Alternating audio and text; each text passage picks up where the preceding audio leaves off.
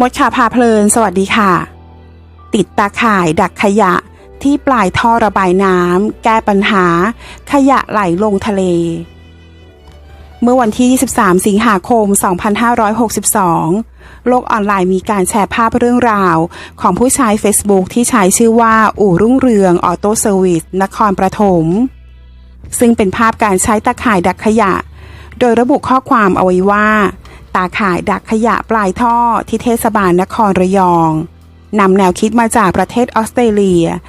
มีการทดลองติดตั้งตาข่ายขนาดยักษ์เอาไว้ที่ปลายท่อระบายน้ำเพื่อป้องกันขยะไม่ให้หลุดรอดออกไปสู่ทางลำน้ำสาธารณะจนไปถึงแม่น้ำลำคลองจนกลายเป็นวิกฤตขยะทะเลในที่สุดอีกทั้งยังเป็นการแก้ปัญหาสัตว์ทะเล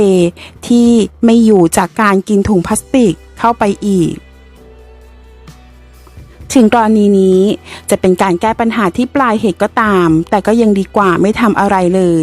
อยากให้ทุกจังหวัดและทุกๆชุมชนร่วมด้วยช่วยกันรักษาสิ่งแวดล้อมให้กับโลกของเรา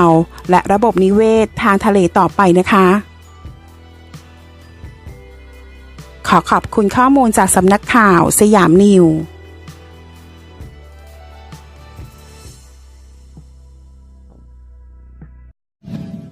ถ้าเพื่อนๆชอบคลิปนี้ฝากกดไลค์และกดกระดิ่งติดตามได้ที่ช่องมดข่าวพาเพลินด้วยนะคะขอบคุณค่ะ